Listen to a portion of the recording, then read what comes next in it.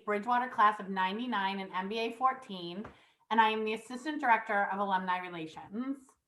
On behalf of our office, I would like to welcome you to today's virtual Aluminar, Diversity Liberates, a discussion with Dr. Luis Paredes. Before we begin, there are a few important housekeeping items that I'd like to address in order to make this a great Zoom experience for everyone involved. First and foremost, I must mention that this presentation will be recorded for future use. In the top right corner of your screen, you will see the two viewing options, full screen and speaker view. We suggest the speaker view for optimal viewing. Throughout the presentation, please keep your own screen muted and with the video off at all times as not to distract from our presentation. Q&A will take place immediately following the talk. Please feel free to type in questions at any time during the presentation using the chat feature in the middle of your bottom toolbar. Questions will be collected and answered at the end. We thank you for your attention to these guidelines, and it is with great pleasure that I'd like to introduce you to our guest host, Dr. Robert Bradley. Rob Bradley is head of Bridge Research at State Street Associates, a team that bridges the gap between empirical finance research and practice. He is co-chair of the Bridgewater State University Employee Network at State Street and is on the board of State Street's Numerous Network. He is also a part-time faculty member at Boston College and Northeastern University. He holds a bachelor's degree in economics from Bridgewater State University, class of 2012, where he also majored in English. A master's degree in applied economics from Northeastern University, class of 2014, and just earned his doctorate in applied economics at Northeastern, class of 2020. Rob lives in Bridgewater with his wife and 3 sons. Take it away, Rob. Thank you, Alexis. And as long as I'm hosting this, I want to keep track of when I finish my PhD. Just keep reminding me every time. It's nice. I really appreciate that. So welcome, everybody. Welcome back to a lot of you. I see a lot of familiar names here. I see some new names. So welcome to all those of you who have not been here before. I'm really excited about the presentation we have today. This could not be more timely, although I think that this type of conversation is always timely. And you're in for a real treat with this one. So without further ado, let me introduce our speaker for the day. Dr. Luis Paredes is a cultural anthropologist who leads the Office of Institutional Diversity and is a visiting associate professor of social work at BSU. He was recently a member of the Edward M. Kennedy Institute for the United States Senate Design Team for Civil Conversations and currently serves as the Institute's advisor to the senior exhibit and content developer. His upcoming book, Peru Negro, Dancing Many Memories, will be released in Lima later this year. And so without further ado, I'm going to turn it over to you, Dr. Paredes, and I want to thank you for joining us today. Take it away. Thank you so much, Dr. Bradley. Thank you so much, Alexis. Thank you so much to everyone for joining us in conversation today. It is certainly a delight to be able to be part of this platform and convey some messages, some ideas for community building, but also for acknowledgement. Given that we're living in tense times, contentious times, diversity is ever more important in our everyday conversations, but certainly we need to emphasize the logic of equity-mindedness and inclusion, right? Because the world is diverse as we know it, but we certainly need to invite all of these pieces to the conversation so that we can engage. So for my talk today, I'm going to treat it as if I were in the classroom with my students. So I'm going to put my professor hat on and navigate with you a couple of ideas that I have, a couple of comments about what's going on in our current times, and use the student experience to navigate and propose ways to continue liberating ourselves and committing to the benefit of all, the embracing of everyone in our social networks, social dynamics. So Diversity Liberates, I titled it liberates because it does. Once we get to know who we are, and once we get to understand everyone else that surrounds us, it makes life a little bit richer. Actually, it enriches our lives, and it just makes us more empathetic. It makes us more empathetic people, and um, uh, uh, uh, it makes us pillars of necessary tools to continue the conversation when they become uncomfortable. So I'm going to use the model of, well, not necessarily model, but the experiences of students through activism, and how history has taught us that student mobilities have always shaped and oftentimes reshape the ways that higher education thinks about diversity, the way that higher education executes resources and new opportunities for everyone to be successful. So let me move on to a quote, a very powerful quote that exemplifies the work and why we need to talk about it now more so than ever. There may be times when we are powerless to prevent injustice, but there must be never a time when we fail to protest, right?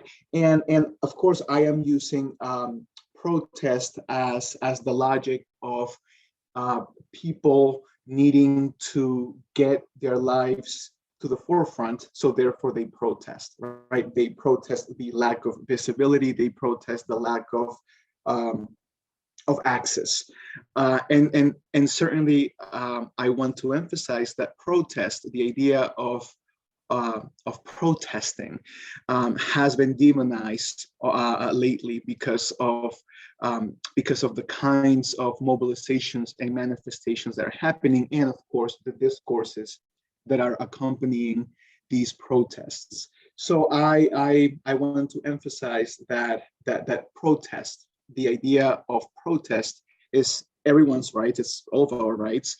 But again, we also have to normalize what a good protest is, and also interrogate those protests that are in a way done to continue oppressing or marginalizing people. So what have prompted these conversations in our society? Why now? As Rob mentioned earlier, right? These conversations are adequate any time of the year, right? It's not just a reactionary. It doesn't have to be a reactionary conversation, but certainly in the last couple of years, a lot has been going on that has prompted different reactions within our society. And here is where I want to emphasize intersectionality too, that we are living through different, through contentious times, through different lenses, through different experiences, through different diversities. So here I'm going to list a couple of things that have prompted these reactions, right? You have probably heard most of them, but there's certainly a collection of social consciousness that has awakened and is reclaiming these voices, these experiences, to be part of the dominant conversation, right? We know that people who tend to be at the margin, or societies that tend to exist at the margin of the margin, often do not have the voice and the presence, or even the agency to make themselves present. So here's a couple of examples of movements that have led to this explosion of contentions. And of course, what happened last summer with the killing of George Floyd, that certainly catapulted diversity to its next dimension, which I think it's not just so much about the conversation of different people, but about how can we make all of those different styles, different perceptions, different intellect abilities, different emotions be part of the same logic, of the same transformation. So right, so some of these events prompted our reactions in our society. And certainly this affects higher education, it affects BSU, it affects every other campus in our country. Now, why does it affect us so closely? Because we are, as a college campus, as a university campus, we are a microcosm of the larger society, right? But at the same time, we are able to locate, interrogate, and even create pathways to solve some of these issues. I mean, being an academic precinct, we are able to study some of these phenomena, to study some of these social problems, etc. So in higher education, we're able to see these issues a lot more closer, but also go deeper into understanding what's happening and how it explains the way people navigate society. Just really quick, this is just something that I want to emphasize as we continue with our conversation. Simply that there's biases, and we all have them, right? We all have implicit biases. The most pervasive is the explicit bias, right? Because it is the traditional thing we think of when we think of racial bias. With explicit racial bias or racism, in this particular case, I'm focusing on racism, individuals are aware of their prejudices and attitudes towards certain groups. Overt racist acts and racist comments are example of explicit biases. Right, so then this is when the person is fully aware of their intentions, of their thinking, and they use their positionality and or privilege or whatever other power structure to convey these messages. Think of systematic racism, for example, or think about systematic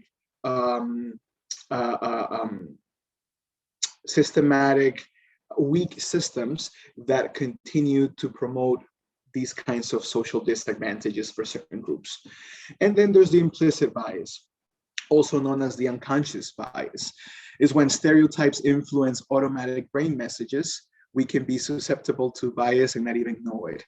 We all have biases, even the most well-intended people. So here it's where we may have watched a movie, or we may have seen something in the news that has created certain images in our brains about specific people. And those of us or people who do not have a more open space to experience the world, they may actually believe these kinds of presentations or characterizations of people. So then they internalize it and they may develop biases about certain people.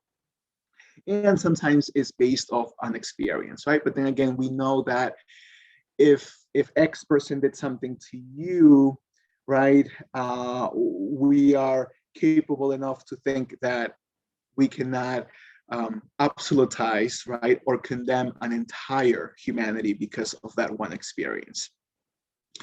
Unfortunately, sensationalism does that, and we tend to create these larger discourses about certain communities over others.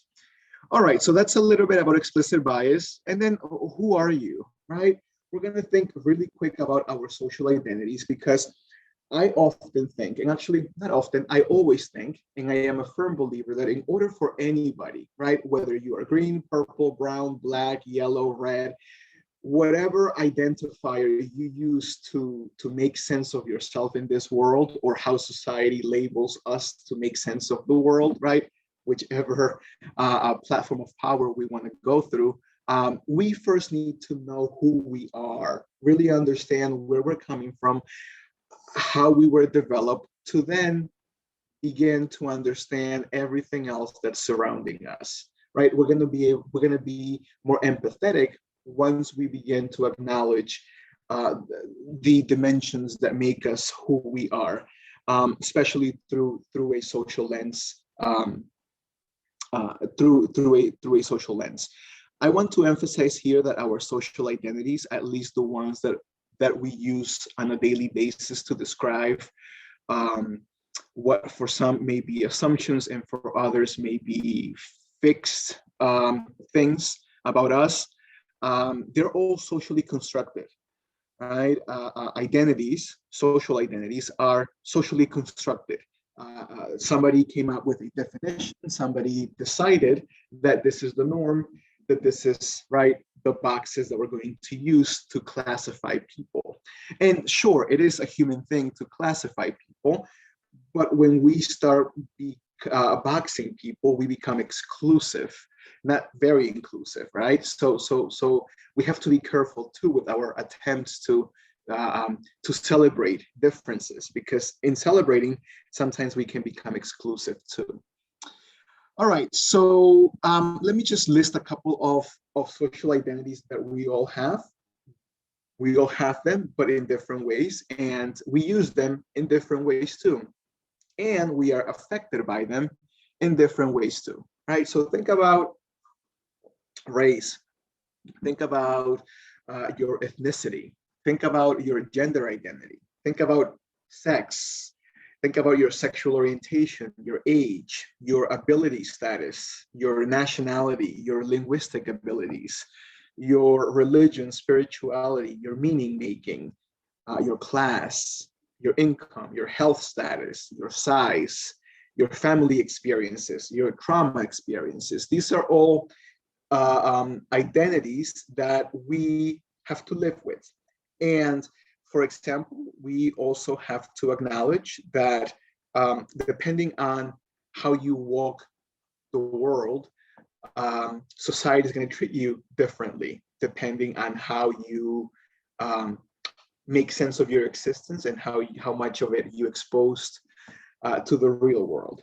Now, we also have invisible identities, those identities that unless you divulge them, nobody's going to know, right? Think about illnesses, think about mental health related conditions, think about your political affiliation even, unless you're wearing, of course, symbols related to X party, your political affiliation is also private. It can be considered an invisible identity. Your religion too, unless you're wearing right symbols that are associated to that religious belief. But then again, let's look a little bit deeper into how identities become complex too. Let's say that we have two men, right, who are applying for a job. Both are equally qualified, but one of them happens to be, let's say, Asian, and the other one happens to be white, right? Both equally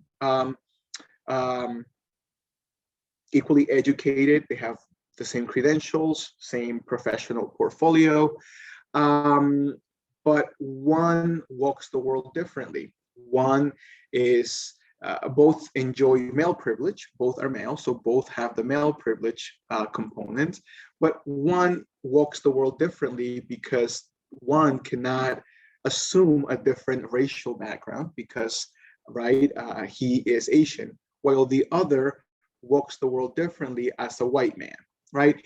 Now, let's just say that the white man is also a heterosexual man, a straight man, a cisgender straight man, while the Asian man is gay, or let's say bisexual, right?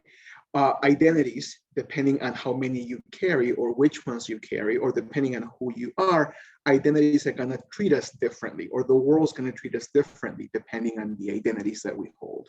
This is why it's important to recognize who we are before we get to understand the more overt, complex social dynamics that surround us. So then, of course, we have experiences with institutionalization, right? I mean, we were all taught different things depending where we went to school, for example, right? Your belief systems are informed by certain people that you trust, certain people that you will never dare to question where their information is coming from, like our parents up to a certain point, or our grandparents, right? We also have to recognize that of groups, certain identities are members of groups that have experienced historical oppression, right? Think about the queer community, think about the communities of color, think about people with different abilities, right? Think about people with low income status, which now is at the forefront of our national, of a national issue, right? Our classism is becoming ever more problematic, right? Our equity is ever more dispersed than inclusive. And then, of course, we have other identities that help define who we are. Now, as silent homework, as you are following me through this conversation, through this lecture, just think about which of these identities make your life easier. Right? Think about which of these identities make your life easier, and then which of these identities result in your life being harder due to discrimination, let's say, right?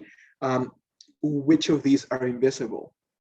So think about, this is just for yourself. Think about those identities that you don't have to think about because the world was designed for you, for those identities to be fully accepted, versus an identity that may come from a marginalized community, right? Think about juxtapose those two realities, right? So this is why talking about diversity, liberating ourselves from everything that we have been taught, unlearning and re-educating ourselves liberates. It really, really liberates us because it allows us to be empathetic. It allows us to engage. It allows us to be curious in the most compelling and organic way. All right, so let's define activism because that's what I want to get into. So activism, we've been hearing it a lot ever since the most recent social movements that have been going on across our country, and then in higher education institutions of higher education.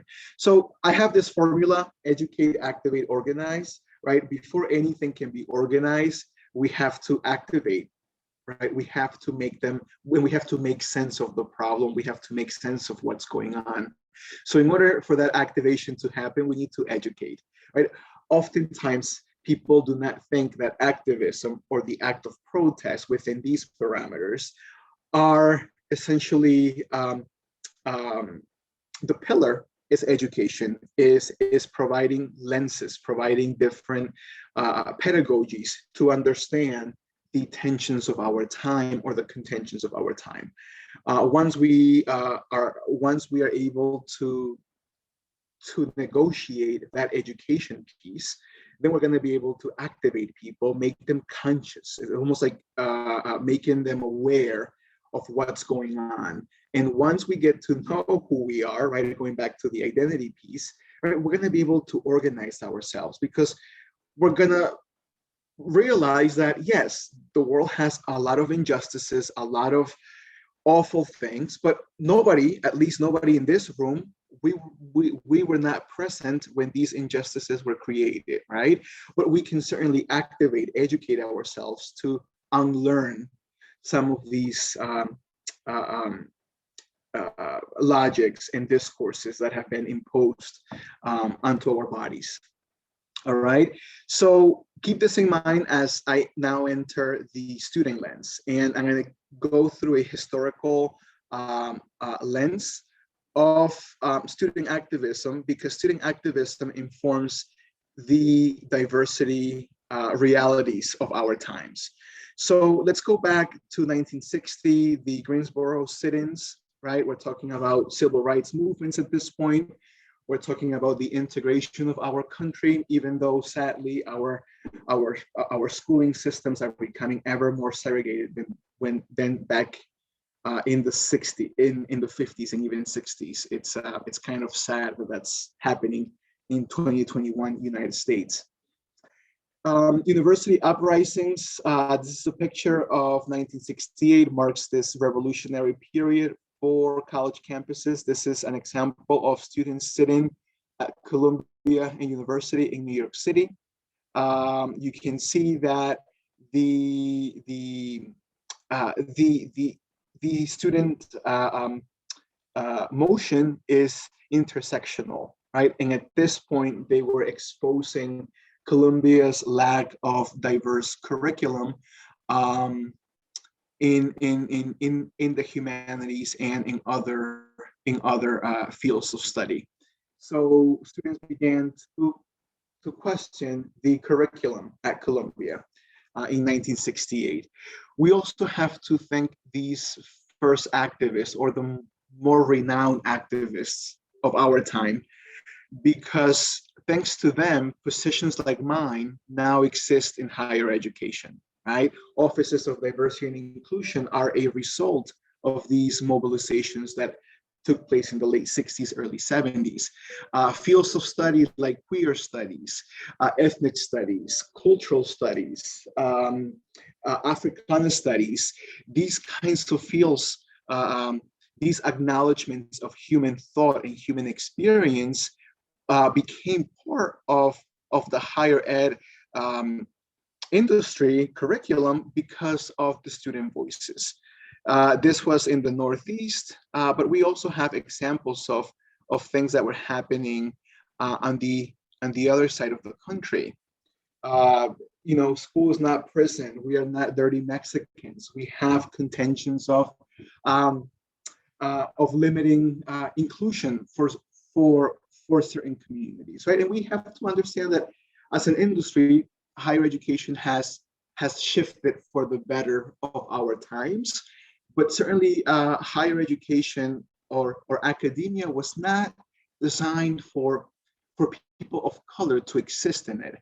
So the push to diversify the classrooms, to diversify the thought of the university or how the university does business is a direct result of the movement for inclusion, the movement to be recognized, to be seen, to be visible. So important years really quick. So the counterculture era of the 1960s and early 1970s saw several waves of student activists gaining increased political prominence in US society, right? It was the process of liberation for the students. The free speech movement was the first US student movement that became a focus of scholarly attention into student activism. So look, the conversations that we're having about free speech right now, and let's just recognize how we tend to repeat history because we don't learn from our mistakes, right? So or in this case, see the trajectory of how the movements are not over because some people continue to be invisibilized and or silenced. The longest student strike in US history starting on November 6, 1968, and lasted until March 21st, 1969 at San Francisco State College to raise awareness of third world student access to higher education. And the third world student access, it doesn't really mean that we're opening our universities to the third world. It's essentially acknowledging the new American citizens that are the offsprings of these, immigrants that come from the third world, right? So it was again the acknowledgement of these other histories, of these other voices that were again invisibilized because of colonialism, because of ideas of betterness, etc. And then the 1960s, we also see a lot of the British Empire colonies, or the last of the British Empire colonies, become independent countries. So there's political mobilizations around the globe about independence, about liberation. So certainly there is a collective happening, not necessarily talking to one another, but they're all informing each other of liberation movements. The largest student strike in American history took place in May and June 1970 in response to the Kent state shootings and the American invasion of Cambodia. Over 4 million students participated in this action. So again, anti-war involvement movements, that's always been a student forefront conversation. you've probably been hearing a lot about the movement to recognize or to not recognize, to stop recognizing Columbus Day as a holiday. This is a picture from the 1960s, early 70s. This is Chicano students, which are essentially Mexican Americans, who are marching in in in resistance for how history has been narrated for the longest, right? It has been narrated to satisfy the dimensions of the one experience, right? And it has essentially drowned and made disappear to some extent the other histories, essentially of oppressed communities, right? So these movements are nothing new. If you think that they were, well, we can go back 50 years. So this is a continuum. This is a continuing fight for recognition, to create full sense of belonging for everyone, and for the academy to also deconstruct its very antiquated, in many ways, curriculum about how the world functions and how the world ought to be. Let's see, what else do I have here? Then again, there's pictures like this one that gives us hope for what's currently happening in our country right now. I mean, think about this picture is in black and white. This picture is from the 60s. And there's certainly collectives of support, right? There's all kinds of bodies performing here, performing resistance and wanting to be, part of the change.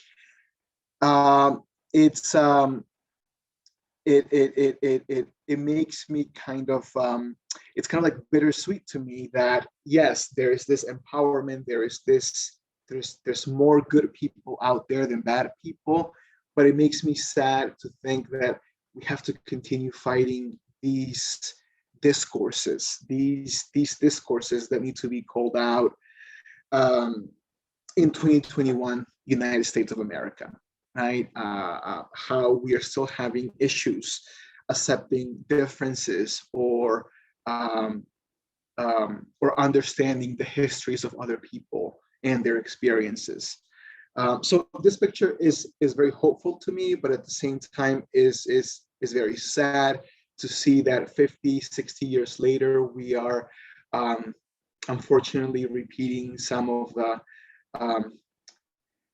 evils of the past, and here we are trying to combat it and engaging in uncomfortable conversations, which I recognize these kinds of conversations are uncomfortable because some of us don't have to deal with them on a daily basis, right? And that's what I mean with the whole concept of becoming empathetic. By being aware of your surroundings, of our surroundings, we're going to be able to pick up on certain things that we might have been blinded about because of lack of exposure, lack of experiences, fear, ignorance, etc. Let's see. And here, it's another picture that exemplifies the problem or the questioning of diversity, right? Here is a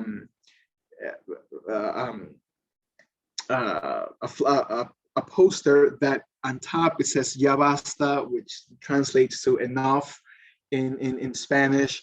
And then very curious, very intentionally, it reads, "Our kids don't have blue eyes, but they go overseas to die. Give them a fair chance in education." Right. So again, the way that certain bodies have been discarded or constructed as you fit this positionality in society, you are good to do this and not good to do other things. In this case, you're good to go to war, be in the forefront of war, but in our classrooms, we don't know if you belong or that we want you to be part of it, right? So these are moments that are not new. These are fights, battles that have been happening. Now, of course, we have, on the one side of the country, we have a very poignant slave history, right? We have like remnants of slavery and all of the horrendous things that led that happen afterwards. But then on the other side of the country, we also have other populations that we're also mobilizing, that we're also trying to be part of the collective, right? So again, oppression doesn't discriminate. So anybody who has been oppressed or who knows of anybody who is oppressed knows that any movement to end oppression must be intersectional, because we have to acknowledge the differences, right, and the similarities that oppressed and or marginalized bodies suffer, right? Think about it from the perspective of race. In this case, it's not per se a Black issue, but it's an issue of another large population that lives in the country, right? Both are going through the same projections and platforms of racism. They're both fighting racism, right? So we see how, even though they might be having different experiences, there's also similarities that bring in diversity, that bring in inclusion, conversations, etc. Let's see.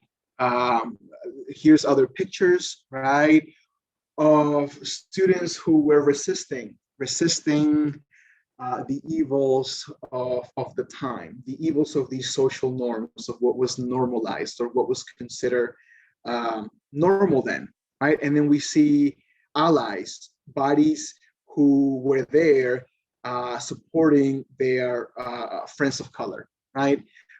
Who were there to also use their bodies as testament of resistance, of solidarity, right? And when we hear the news and when we hear things about districts making certain decisions, allowing certain students to opt out of Black History Month, like it happened in Utah recently, or to have these favoritisms because we are unwilling to recognize our history and our past, I find that to be one of the most pervasive ways that our country limits its ability to properly heal and move forward, right? Because of how we don't like to deal or acknowledge that these things happened not many years ago. Actually, some of these people who you see in this picture are probably alive today.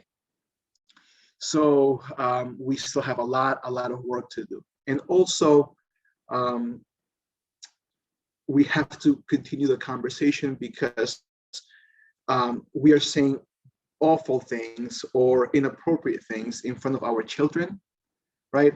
And we may think at the moment that children are not picking up anything, but children are very smart and very savvy. Children do pick up. They may not fully understand what something may mean, but they are internalizing body language. They're internalizing reactions, right? They are making sense of the bad or how the bad is being presented to them. So that's the sad part of all of this, that there's generations that we're going to have to help heal because of our past, of our histories. All right, a couple more details.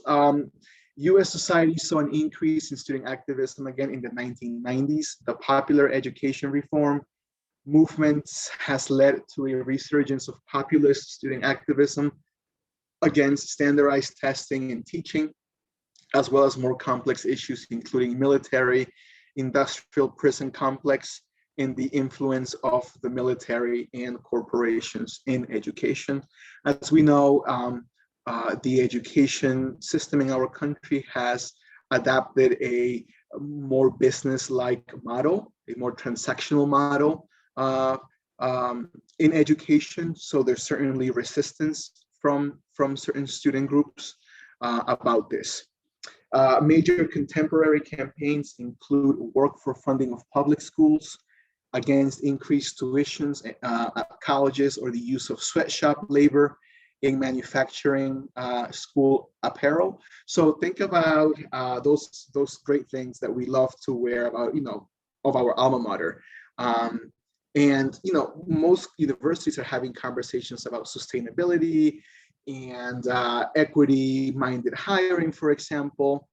But yet we may assume that we're doing the right things, but when it comes to these little things, we may not be paying attention of where we might be buying these school apparel from, right? Maybe the nice sweatshirt that reads BSU across your chest was made somewhere where child labor was used, and we have no clue about it, right? So, or for example, so I'm a homeowner, right? And I try to, not that my couple of hundreds that I would spend at X store would change the economy of the CEO or anything, but I think that I have control of where I spend my money. And I try to be very educated about where I put my money. So initially, I used to love Home Depot. I used to go to Home Depot all the time. But once I started learning about the stand, where the CEO stands, and the public remarks that the CEO approves of and supports, I was like, this is not for me anymore. So let me do my research. So then I go to Lowe's now. Lowe's has the CEO seems to be a more inclusive person. They have benefits for their people, for their employees. Diversity is celebrated, right? So I took my business somewhere else, right? Even though I am continuously thinking that I am a good person, or I think that I'm a good person, sometimes we may be supporting racist policies, racist projects, because we are not reading that fine print, right? Etc. And then, of course, we have Black Lives Matter, started back in 2013 to the present. And this actually was led by students, predominantly 4 African-American women are the ones who led the movement initially. And as we see, Black Lives Matter is not it's not politically affiliated. It's essentially an ideology, like MAGA, for example, which is an ideology, right? These are ideologies, discourses that exist. It's an ideology that is resisting, right, oppression, systematic racism, injustices, right? And it's projecting the voices of those that have not been part of the discussion, part of the equation. So it was essentially the explosion against systematic racism and oppression. The Black Lives Matter movement began with, 3 women in their late 20s and early 30s, Patrice Cullors, Alicia Garza, and Opal Tometi. But when it exploded into national view in 2014, after the police killing of Michael Brown, who was 18, many protesters filled the streets of Ferguson, Missouri, and they were students, right? Following the national growth of the Black Lives Matter movement, and more intensely since the 2016 election of US President Donald Trump, student activism has been on the rise, and it will continue to be, because now we are in the process of healing, right? If you will. And then we also have other examples about free speech, right? And who is allowed to speak and not. There was a large case at the University of California at Berkeley for shutting down this very radical speaker. And it was essentially students were the ones who led that manifestation in opposition. In February 2018, after the Stoneman Douglas High School shooting, many students began to organize rallies and protest against gun violence. A huge series of protests, including the March of Our Lives, followed, drawing millions of protesters and notably attacking the NRA, as well as the US gun laws. Several student activists, such as Emma Gonzalez, who helped lead the protests, quickly garnered media attention for their action. I have a couple of resources here. If you have some free time, or if you're hoping to navigate these complex conversations, here's a couple of books and web links that can help you begin these conversations or continue the conversations, right? There is How to Be an Anti-Racist by Dr. Kendi. He is currently leading the Anti-Racist Institute at Boston University, so we have him very, very close to us. Excellent scholar, excellent thinker, and he provides us with a lens of essentially understanding what I was trying to explain with my Home Depot experience, right? How even the most well-intended people who are not racist may still support racist policies and ideas because, right, we're not reading that fine print and or we are not aware of our surroundings.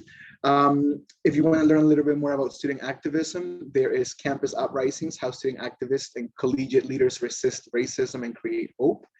And then there's the Kent State, it's actually a book which I was very impressed to know, The Death and Dissent in the Lone 60s, which really amplifies the culture, the student activist culture that led to the movements of our times. And of course, there's other resources here for you to use. I will certainly share this PowerPoint if anybody wants it.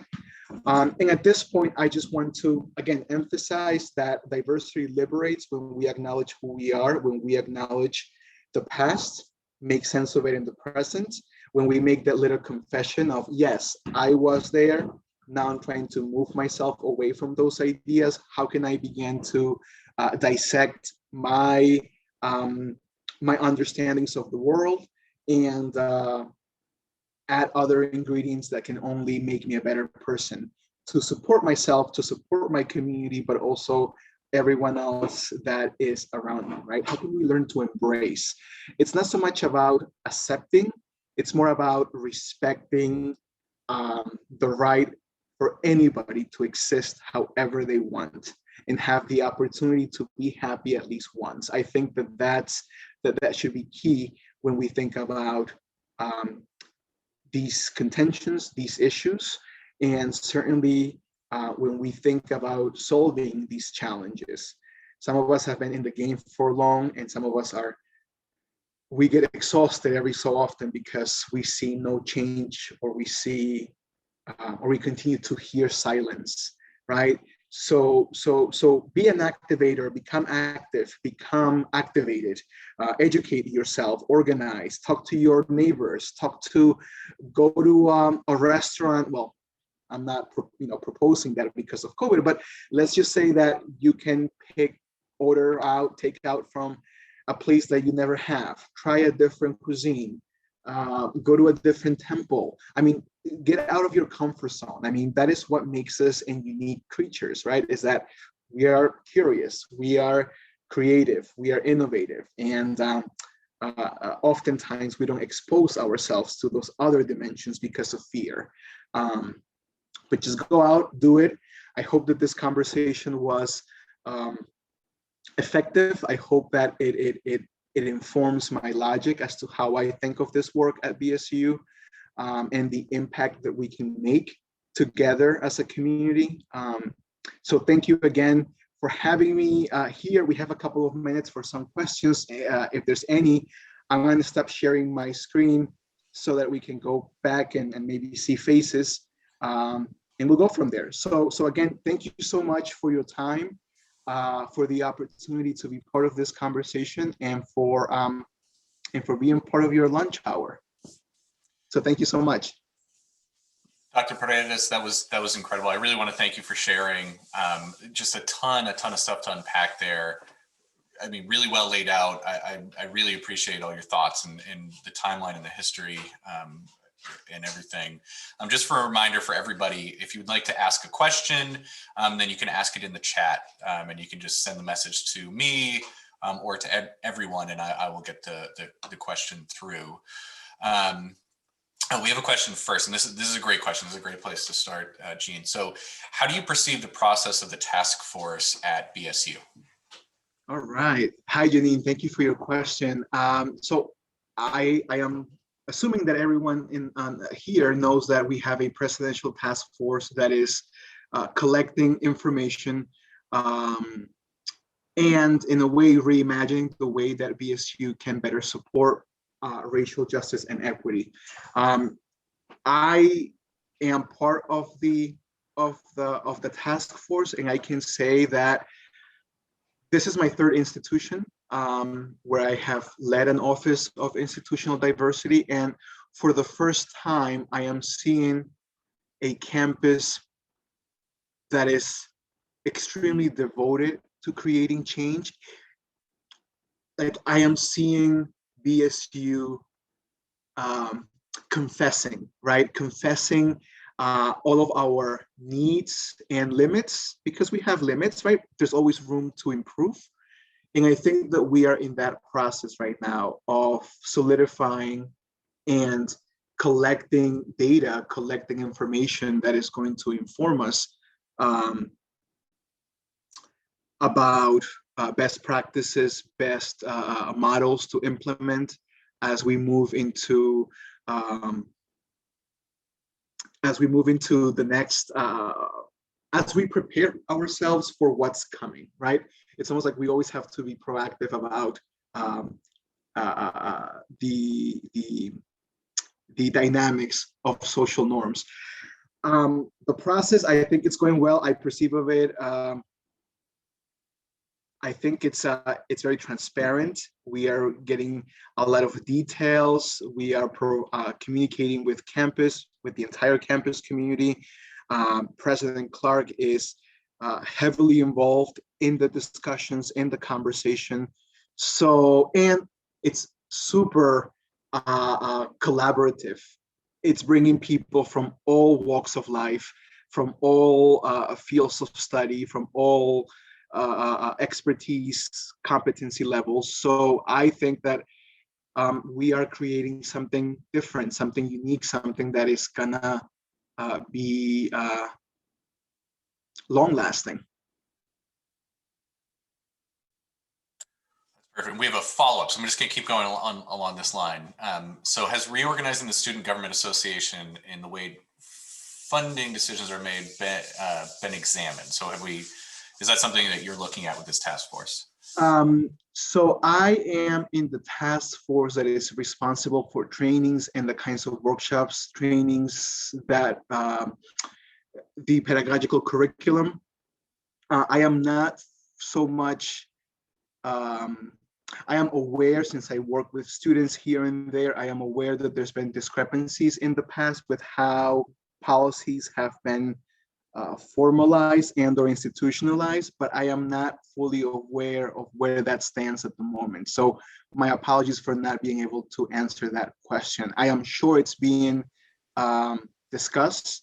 From top of my mind, from my head right now, I can't think of the people involved in that particular committee, but I'm sure that that it's being discussed.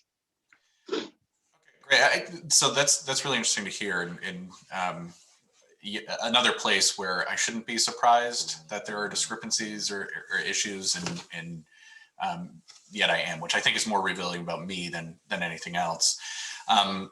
So I actually just want to kind of, and again, anybody wants to throw a question in the chat, please do. If you don't want me to say your name or anything, just send it to me, Robert Bradley, privately. I won't say who you are if you prefer.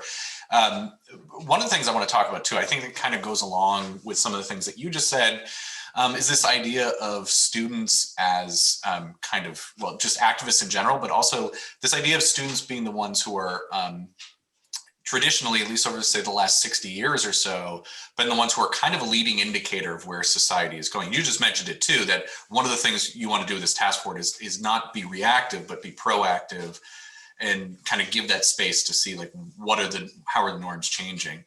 So I'm just wondering if you could comment on that, and then also tie that, just tied to a point that you made that I think is really kind of prescient, which is that the university is a microcosm of society, right? Like, everybody shows up to university with their own implicit biases, their own baggage, and then they become a new community, right? And then within that community, somehow traditionally we end up in this place where that's where society's kind of, forward movement tends to happen.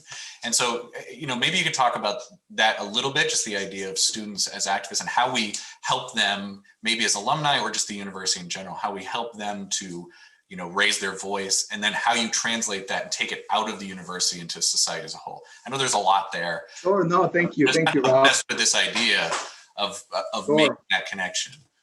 Sure, thank you for that. I think that it's important to recognize that the simple action of going to college is activism in itself, right? Especially right now, especially with what's going on in our country, with higher education becoming, well, some higher education institutions becoming less affordable to some students, right? It's becoming difficult for many people to go to college. So college has become a dream now for many people. I think that students become activated. I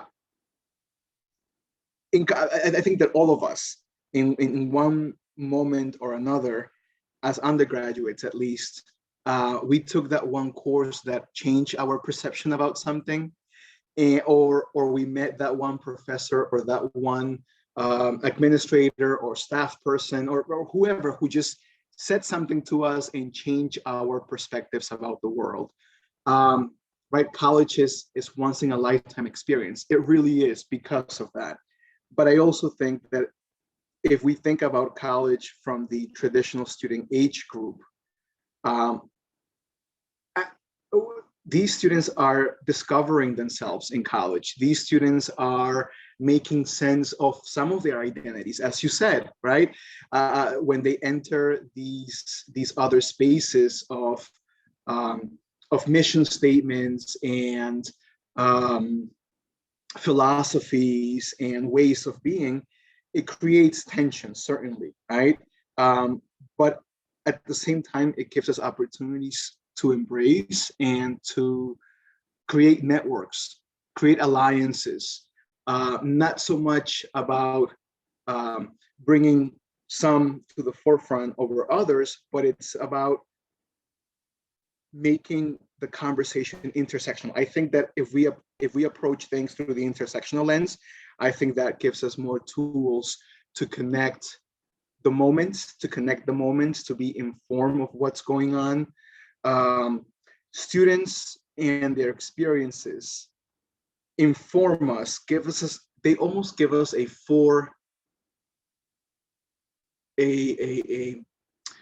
what's the metaphor that I'm trying to use? It's almost like through these student experiences, we are learning about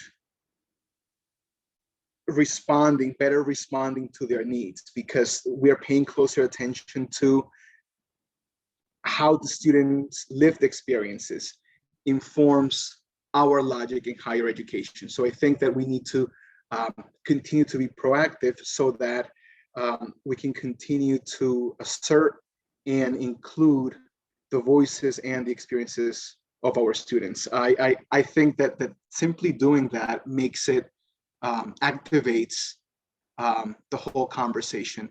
Like, for example, I know that Jenny is in the room. Jenny, if I may, Dr. Shanahan, if I may use your work as an example. So Jenny leads the Honors College on campus, right? High impact practices. And I remember when Jenny was intentionally trying to incorporate other voices, other logics, other projects into the honors curriculum, right? So Jenny was very influential in developing a model to inform and to, in a way, re-educate the way that we see students of color in the honors college.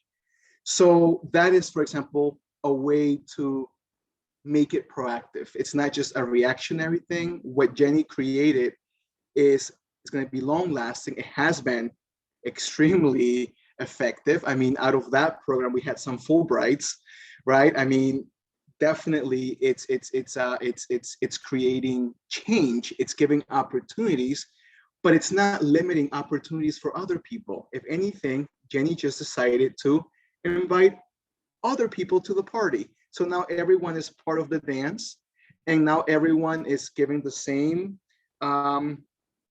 resources, the same support system, and we're just trying to learn from those experiences, right? So I just wanted to showcase how at BSU we have committed people and a culture to dismantle some of the discomfort, some of the past ways of doing things.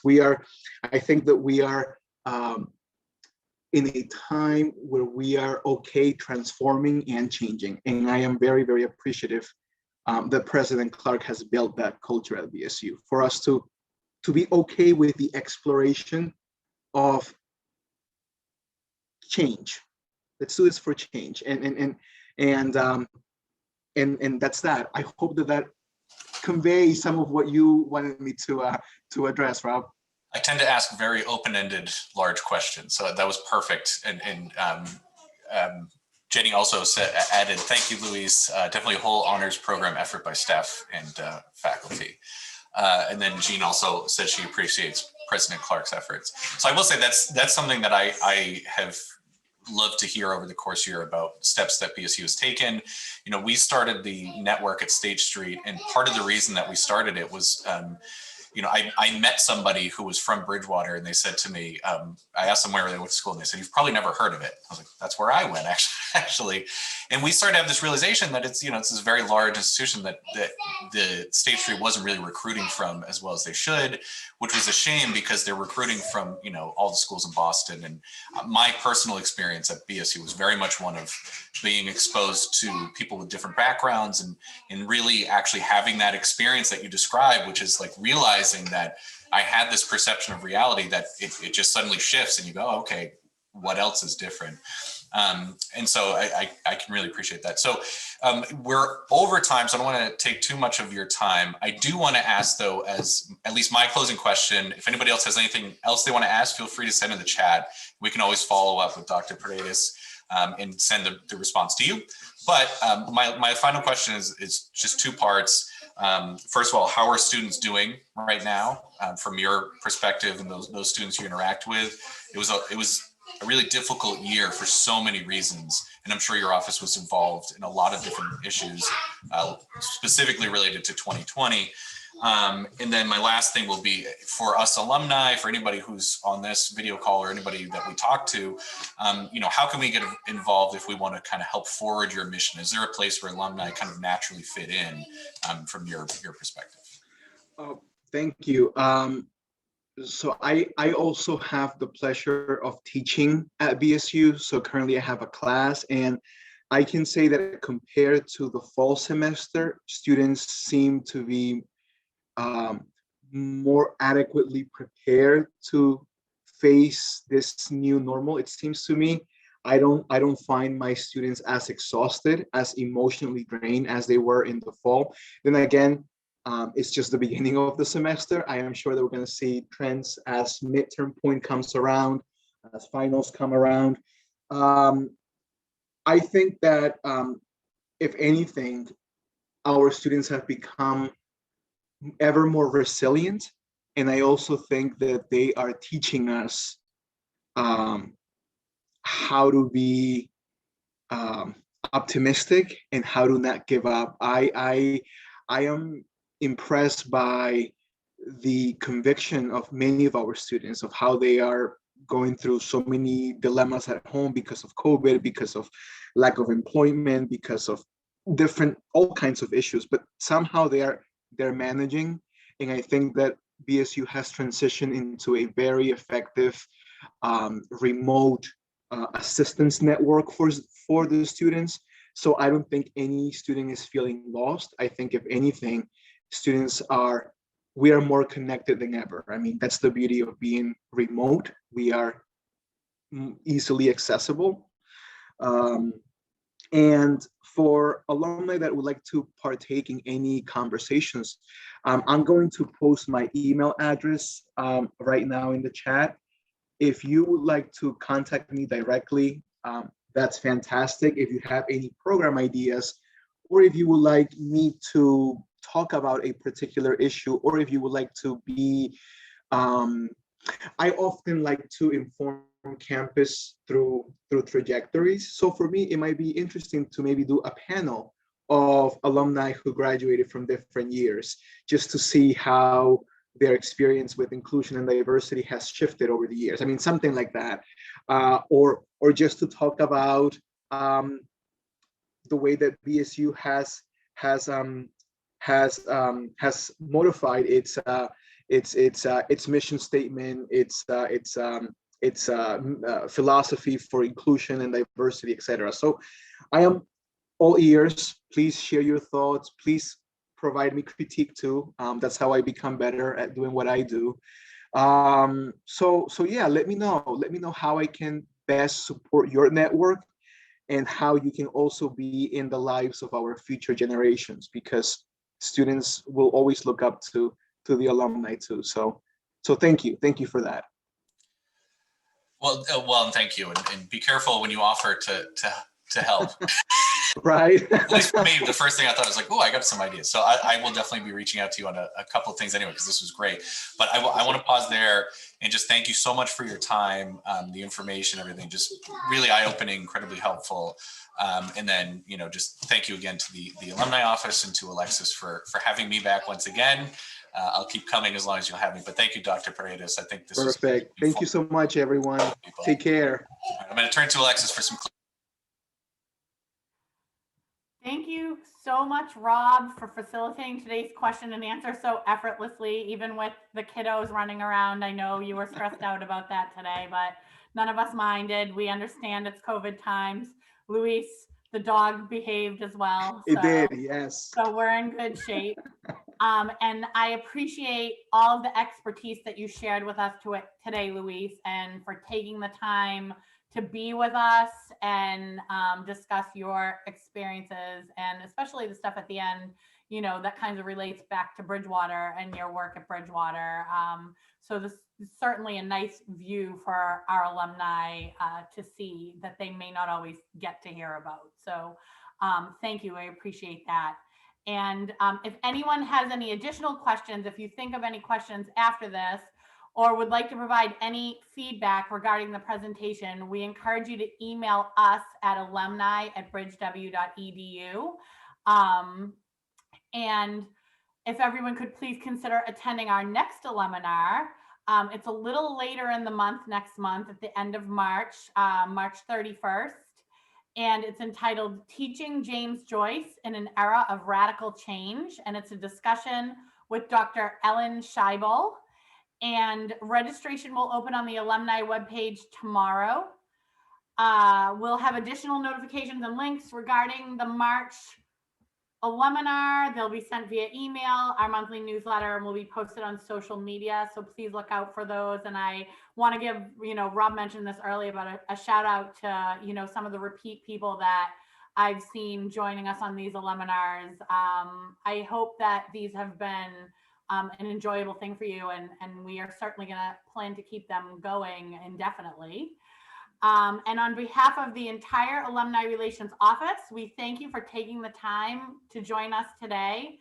We hope that each of you enjoy the rest of your afternoon. It's finally sunny and not snowy. Yes. So that will be hopefully something nice. Maybe you can get outside for a minute, and please have continued health and happiness. And we hope to see you at our future virtual and in-person events. Save the date, coming 2021.